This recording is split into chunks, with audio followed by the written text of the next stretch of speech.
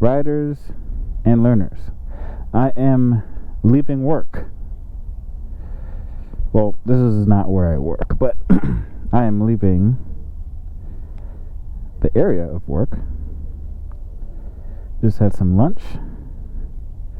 Gonna head home and get some things done and work the rest of the day from home. But anyway, so the point of this is that I'm going to show you and talk a little bit about commuting on a motorcycle and why I have been commuting on a motorcycle for the last, I don't know how long. It's been a minute. For the last like several months. Just making sure my mirrors are good. And off we go.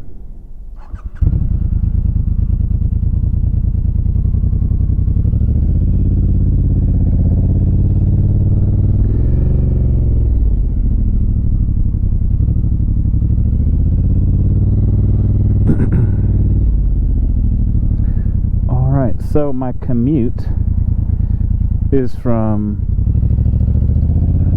Durham to Raleigh in the morning.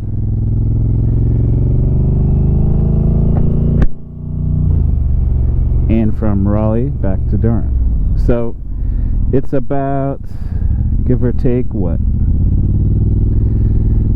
25 miles, 50 miles back and forth.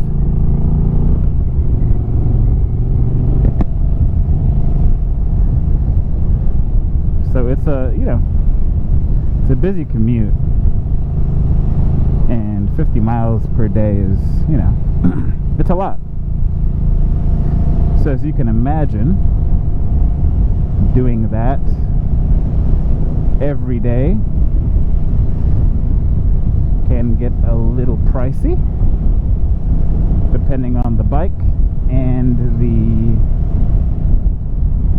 car you have, or car you have. So I thought it would be pretty pertinent and relevant right now to talk a little bit about commuting, what that's like with the current state of prices for gas these days. Also, side note, I actually started this vlog, moto vlog if you will, earlier, but a couple things happened. One, the microphone location in my headphones was awful, so I just sounded muffled during different times. And two, I realized I had, wow, we're really going slow here. I realized I had my camera on normal view, my GoPro, instead of super view, so you really couldn't see much of anything that I was looking at. So I just decided to delete it and move on. I was going to do the commute to work and the commute from work, but alas,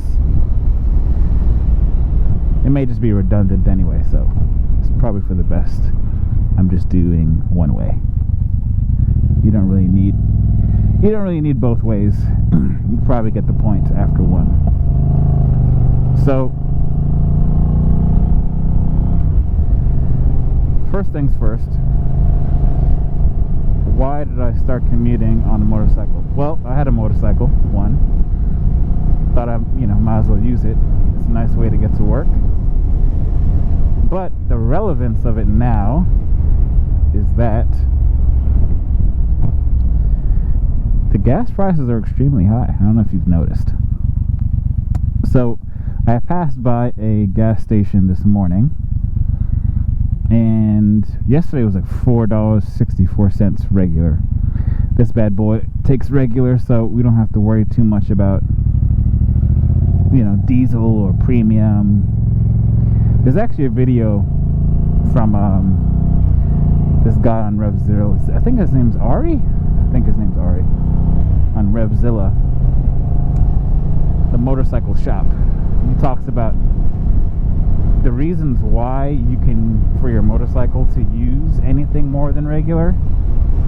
And most of the time, you don't need anything else.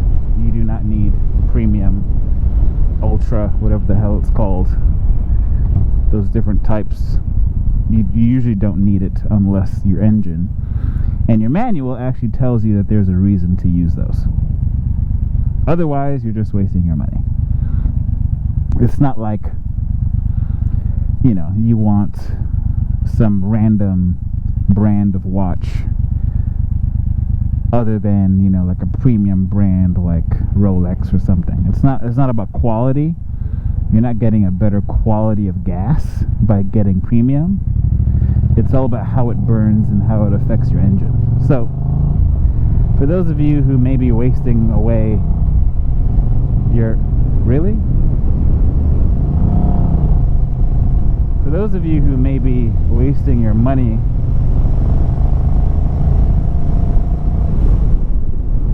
on premium gas when you don't really need it, you should stop, because you're just throwing away your money, unless your manual, car or motorcycle, tells you that you actually need, in order for the engine to burn the fuel cleanly and without it being lean, if it says that you need to burn a certain type of fuel, a certain level of octane, then you do that. Other than that, there's no reason. Anyway, I'm belaboring the point. So I take regular, this Triumph right here, and it's about what, $4.59 I saw this morning somewhere. This Triumph Street Twin takes about 3.2 gallons to fill up the tank. So the reason I ride currently, other than the obvious reasons of me just, you know, enjoying what I'm doing, is the fuel efficiency, right? The fuel economy. So one, I'm paying about, what, $10 to $12 per fill up, which is absolutely amazing. So let's say I fill up once a week, right, to go to work.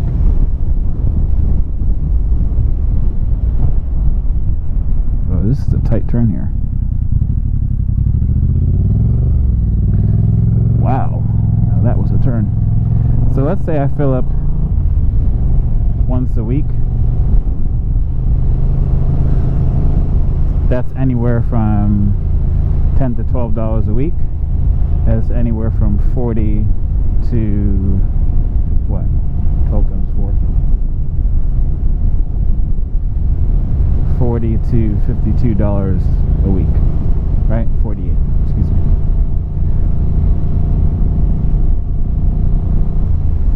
Now with my car,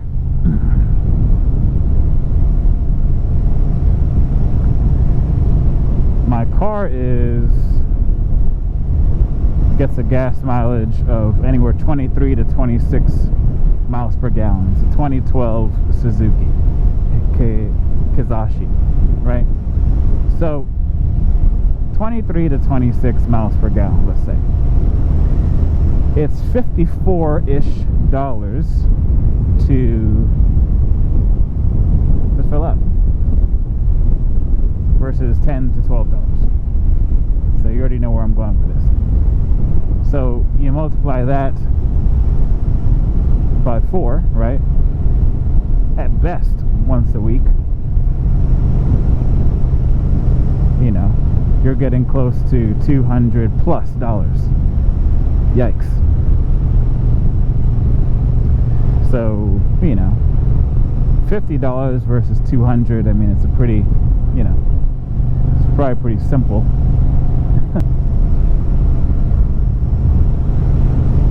There's a financial advantage to riding your motorcycle. So that's one. Two, it's just, as you can see, it's just a better experience, right?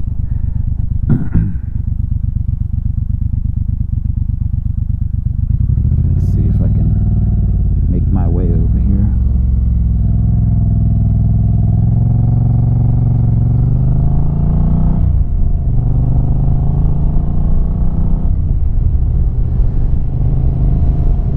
So that's, that's my reasoning. It's just a better overall experience. You get to see all this beautiful grass, this greenery, hold the nature, be a part of the experience. So here we are. But financially, you compare those prices, I mean, $50 a month, give or take, to $150, $200, give or take. It's not even close. My Triumph Street Twin, even though I have been getting 55 miles per gallon since and during the lifetime of the vehicle, of the motorcycle, I have usually I'm probably ranging well over 60 miles per gallon during my commutes. So, this is a tight turn here. Gotta slow down. Oof. Decreasing radius turn right there. So, you compare the 60 miles per gallon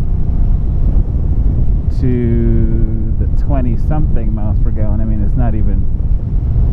it's pretty easy math. So there are 3 different routes I could possibly take to get to work and to get home. One is, of course, the highway. 2 is, US 70, which is not fun, but I'll get to that in a minute. Alright, let's see. I could barely even see past this.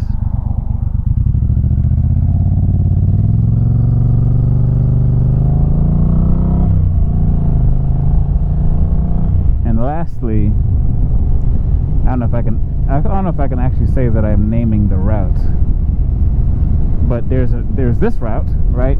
Something like this, that is just more scenic. So I'll go through them. So the highway route, taking 440 and all that, I'm not a big fan of riding on the highway. There's just too many things that could possibly go wrong.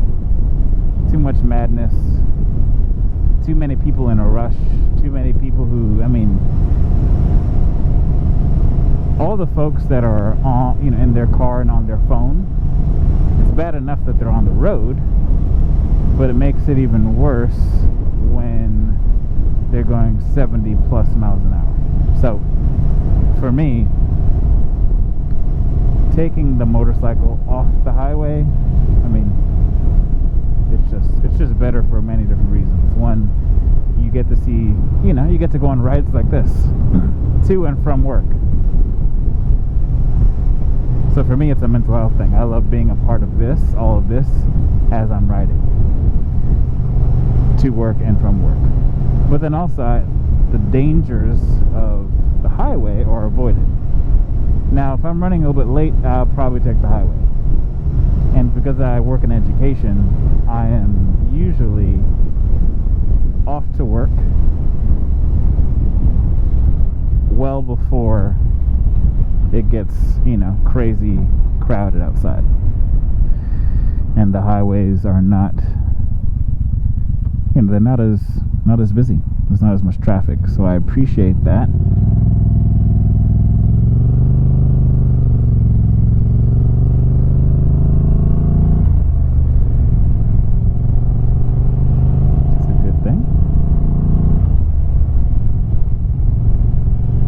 But the highway is just not for me.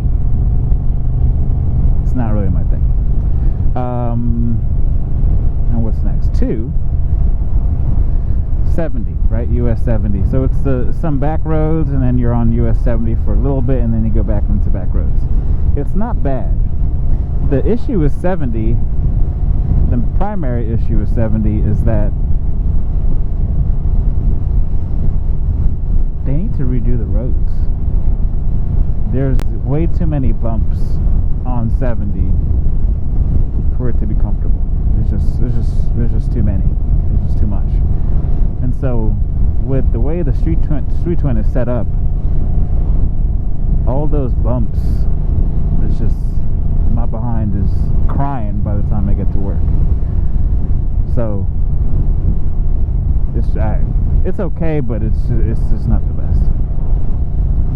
But the roads before I get to 70 and the roads after I get to 70, it's fine.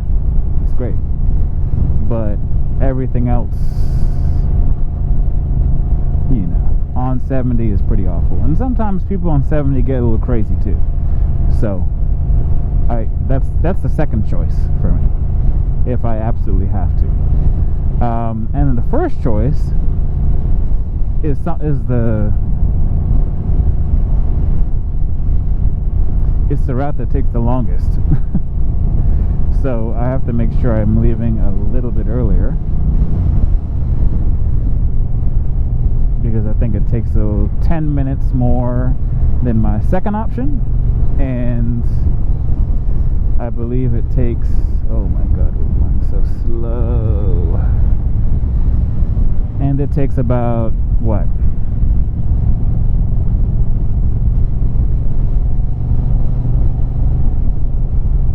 20 minutes more than taking the highway. So if I want to enjoy the ride, that has, you know, I have to leave work a little, not leave work, but leave home a little bit earlier. So I make that sacrifice from time to time. Don't you go, don't you go.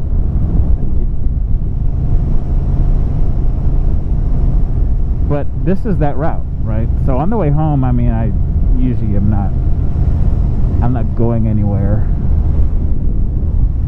to which I have to worry about getting somewhere in time after work. So I can sometimes just almost always take this route back home. But in the morning, I don't always have that luxury, because, you know, waking up a little bit later, and during the course of the year, that happens. But this is my favorite route by far. Easily, hands down. It's not even close.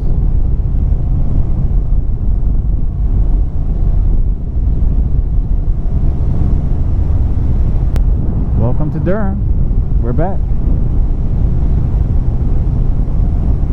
So, thinking about commuting, I'll talk a little bit about the range on the street twin. I'm probably going to do a 5,000 mile review of the street twin in the next coming weeks, but I'll give a little sneak peek and I'll talk a little bit about the range on this thing. So I said earlier, I'm getting 55 miles per gallon since the beginning, since I first got the bike, but typically I get over 60 miles per gallon while riding this bike.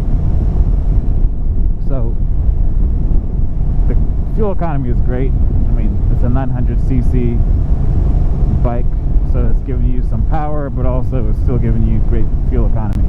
It's not giving you, you know, Honda Navi, Honda Grom fuel economy, of course, because it's not a scooter, it's not a small displacement engine, but it's not giving you, you know, 45, 48, maybe even close to 50 if you're someone who's into cruisers, because of the weight of the bike and the, you know, the engine size.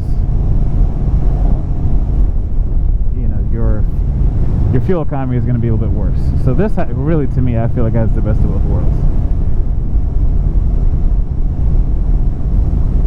So I've done over 180 miles, a little over 180 miles on one tank. So think about it like this: 3.2 gallons can give you 180 miles on this motorcycle. In my car, I think it's a little bit over 13 gallons, and that gives you 320 miles. 13 gallons gives you 320 miles. 3 gallons about gives you almost close to 200. So, you know, there's that. And then, you know, the other part is how you ride the motorcycle or how you drive the car. And since it's a manual, right? It's a motorcycle, it's a manual, it has a clutch. You're able to manipulate the fuel economy a little bit more. So you're able to manipulate the power a little bit more. You know, that's what a manual vehicle will do for you. So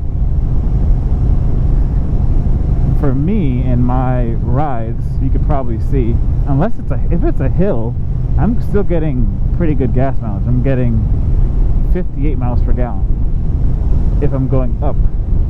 If I'm going down the hill, I mean, I'm getting something as close to what? I think 70, 80, like 74.6 right now. 80 miles per gallon. It's pretty good. Can't really complain with that. So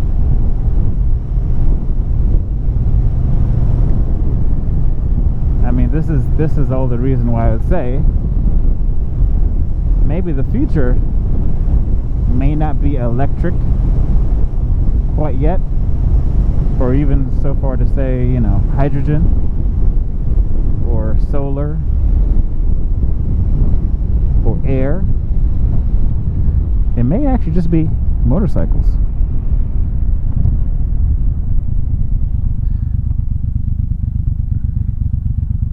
So, in the spirit of trying to be a little bit more sustainable too, I mean, that's another reason I do commute with the motorcycle. Now, here are some challenges with commuting on the motorcycle. You have to pay very close attention to everything you do. I mean, the fact that I'm trying to have a conversation and talking through things right now is actually a little bit of a challenge, because my mind is thinking about several different things at once. Making sure I'm going the right way, right direction, making sure the car in front of me doesn't stop short, making sure when I stop, the car behind me doesn't hit me. So I'm using lane positioning to help with that. You know, making sure that I'm releasing the clutch at a proper time. That becomes just muscle memory, right? Not giving too much throttle, that whiskey throttle. I mean, you're doing so many different things. Making sure that you're braking with the rear brake first initially to initiate the brake, and then starting with the front brake right there. I mean, there's a lot to think about on a motorcycle, so those are some of the challenges. Thinking about everyone else that's around you. If you're around a lot of pedestrians or cars like that, you know, it's something you just have to be cognizant of. The weather. So I haven't intentionally, I should say, rode my motorcycle in inclement weather. There was a time that I did go to Raleigh in a little bit of a rainstorm, but in Durham, when I checked the weather, it was fine. In Raleigh, it started to rain, so I got caught. I did not buy or have at the time my rain gear on me. This is why, for those that are people who do commute, especially here in North Carolina, where a thunderstorm can happen on any 90-degree day at any time, you should always be prepared with some some rain gear that you can slip on. You can pull over, slip on at a gas station, and then continue on with your ride. I did not have that at that time, and I came to work pretty wet. So that was what you'd call a learning moment. So there it is. There's that. So weather's a problem. When it snows, I would recommend you never commute to work on a motorcycle. That just sounds crazy. Rainstorms, I prefer not to if I know that it's coming, right? So I'm avidly checking the weather even until the morning of, right before I leave. And if I'm gonna still be at work while it's raining, then if I know it's gonna affect my commute, or a high possibility of affecting my commute, I'm not participating. Depending on the style of bike you have, the wind can really move you around. So this bike is not the heaviest bike in the world. I mean, it's heavy. It's 400 pounds. But when you're on the road and you feel that wind hit you, if it's a really windy day, it can shift your bike a little bit. So you have to keep that in mind as well when you're riding.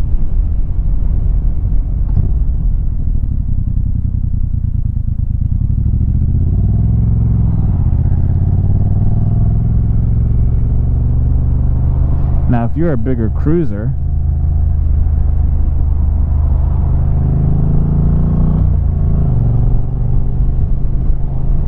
you probably have a little bit less of that issue because of the size of the bike.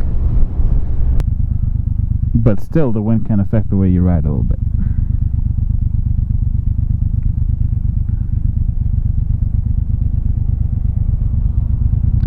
So what else do we have? There's then the summer months. Well, actually, let's get to cold first, right? Let's get to winter.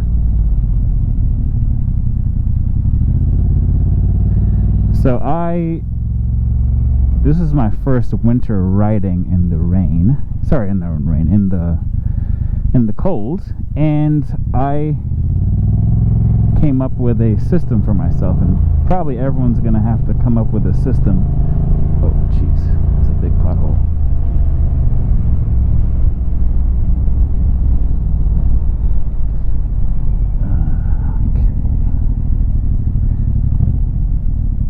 Everyone's going to is going to have a system for themselves as to how cold are you willing to ride.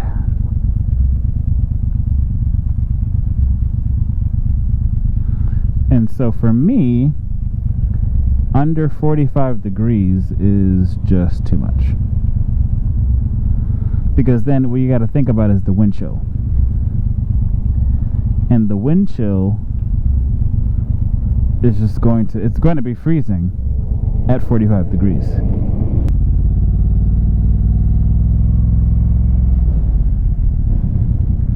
Oh my God, really?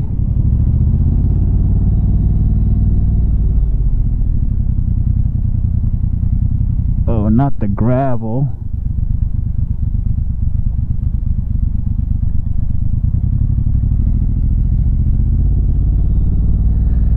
Whew, that was close. Alright, I'll finish talking once I get back on the proper road that I want to be on.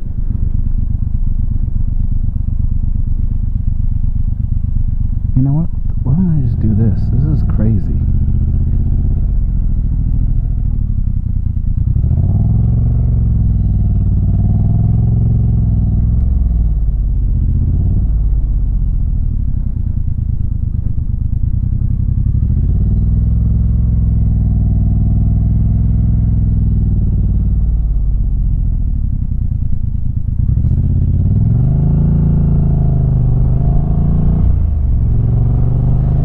That's the benefit of having a motorcycle. Anyway, moving along. So, I don't even remember what I was saying. God damn. It'll come back to me. Oh, talking about seasons. and the weather and motorcycles. Thank you. Wow. So I was talking about winter. So, you need the heated gloves, you need the, nice, I would even say a touring jacket, but maybe a nice wax jacket, something that is pretty heavy duty, right? That doesn't allow too much air to come through, which is the opposite of what we'll talk about next, which is commuting in the summertime, which is you want a mesh jacket which allows more air to flow through, like what I have on right now. So I also have a balaclava, right? The wind in your face is a big issue. So depending on the type of helmet you have, right? If you have one of those retro helmets, the retro helmets have a lot of wind that come through, and can't say it's great. So a balaclava is going to help keep the wind out of your face. The retro helmets, they're not really great in terms of keeping wind off your face. So retro helmets are actually great for the summertime, fall, probably spring, but once it's winter, you need something that's going to kind of seal you in. So a real touring helmet that kind of blocks, that has some sort of wind blocker, is probably going to be the best thing for you for the winter time. What else am I missing? What I would also suggest is getting a nice heated vest.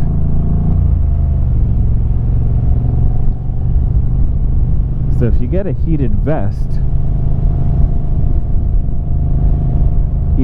on top of your touring jacket,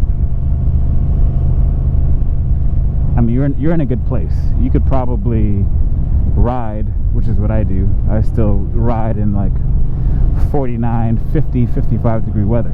You could do that. The heated vest is plus with heated, some people even have heated grips on their bike.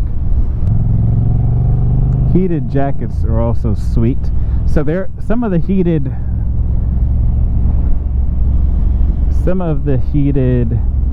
clothing, you can heat it through battery pack,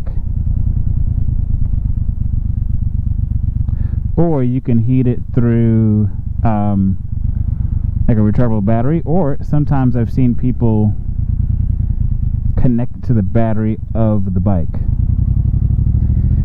I don't know, something about connecting it to the battery of the bike seems a little scary to me. But I use a little rechargeable battery pack. You can just charge it, every night. And so that's what I did during the winter. Winters in North Carolina aren't that bad.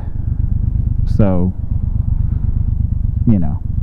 whenever it was under my 45 degree low threshold, I just drove my car. Whenever it was over that, I rode the bike. Unless, there was some precipitation going on. Because the other thing you got to think about is ice. So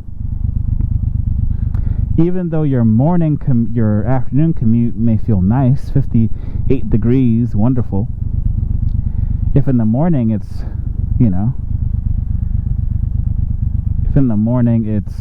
38,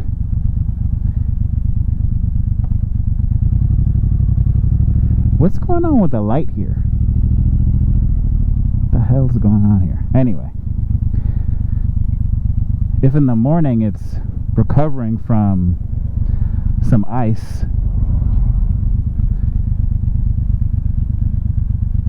then you may want to rethink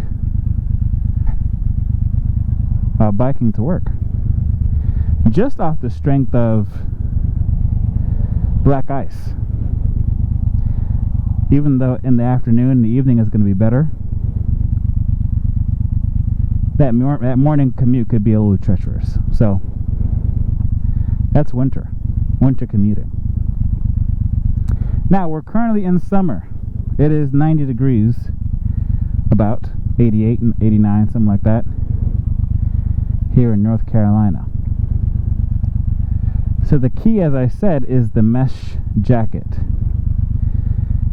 If you have a nice mesh jacket, you'll be good to go. Now I have a liquid cooled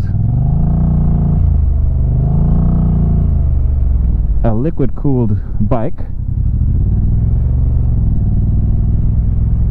So the liquid, that's part water and part chemical, it cools the bike off.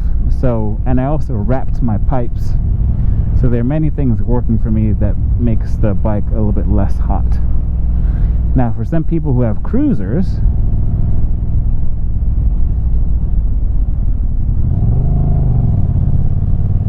Jesus, what is going on? So some people who have cruisers, their bikes are running crazy hot because they're air cooled. So they have a radiator that's working, a fan, and that's all. So if it's 100 degrees, it's probably 120 on your bike. While on liquid cooled engines, it's a little bit different. I mean, it's still going to be hot regardless, but it's a lot cooler on a liquid cooled bike than an air cooled bike. So that's one part to summer.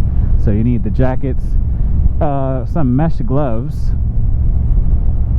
Mesh gloves would be nice. All right, these are, it's not that hot, so I wore these, and this morning it was what, in the 60s, so I wore just regular gloves. But the leather's a little toasty in the summertime. I'd be careful with leather. So anything mesh, I would safely say, is the way to go.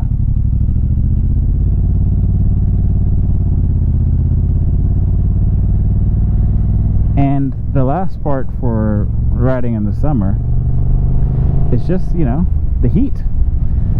You got to know that you're going to be sweating. It's going to be hot. It is what it is. You got to open up your vents. But the main thing that you could do beforehand is make sure you're drinking a lot of water. Because if you're not drinking a lot of water, that's really going to be an issue in terms of the longevity of your ride. You don't want something to happen to you while you're on your way to work. On your way from work, it's 98 degrees outside, and damn, it's hot as hell.